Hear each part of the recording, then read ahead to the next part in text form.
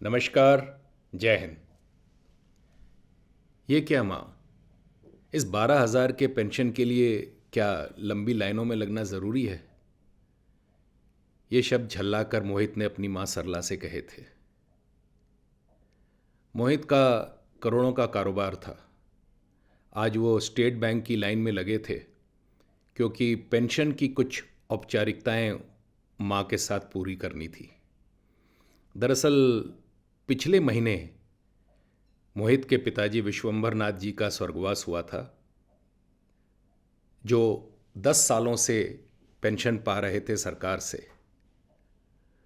वो एक प्राध्यापक के पोस्ट से रिटायर हुए थे और अब उनकी मृत्यु के बाद उनकी आधी पेंशन उनकी पत्नी सरला जी को जानी थी, जो कि 12,000 बनती थी।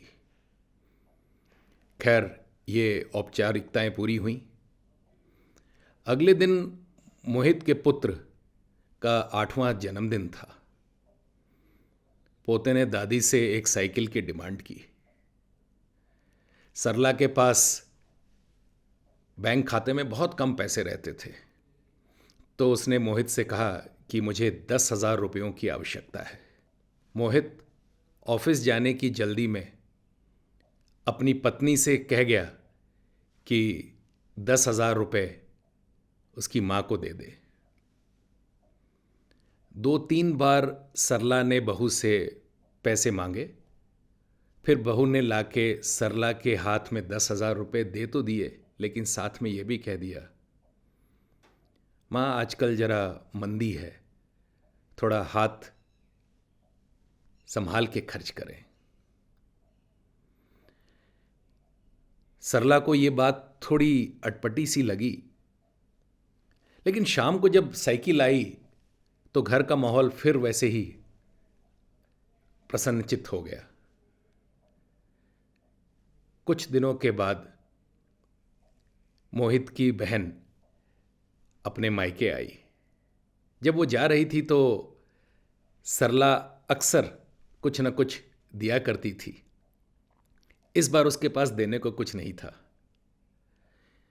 लेकिन जब बेटी को विदा कर रही थी तो बहू ने आके उसके हाथ में 5,000 रुपये रखे और कहा, क्या बेटी को आप बिना पैसे के ही विदा करेंगी? इस बात में अपनापन कम और उलाहना ज्यादा था। खैर, बेटी विदा हुई। अगले हफ्ते सरला की बड़ी बहन आई। उसकी आर्थिक स्थिति अच्छी नहीं थी। अपनी छोटी बहन से कुछ आर्थिक मदद एक्सपेक्ट करती थी, लेकिन सरला के पास पैसे नहीं थे। वो भाप गई और इसी तरह विदा लिया। अगले दिन एक एसएमएस आया और उसमें 72,000 रुपये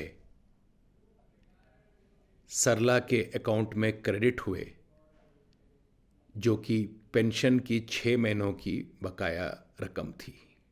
सरला तुरंत बैंक गई और 10,000 रुपये निकाल के लाई। जब वो चल के आ रही थी तो मानो उसके पैर जमीन पे नहीं पड़ रहे थे। आज उसको एहसास हुआ कि इस पेंशन को सम्मान निधि क्यों कहते हैं। आज उसके बेटे की करोड़ों की दौलत फीकी लग रही थी और अपने पति के वो 12,000 रुपये उससे कहीं ज्यादा वजनी लग रहे थे। नमस्कार। जय हिंद।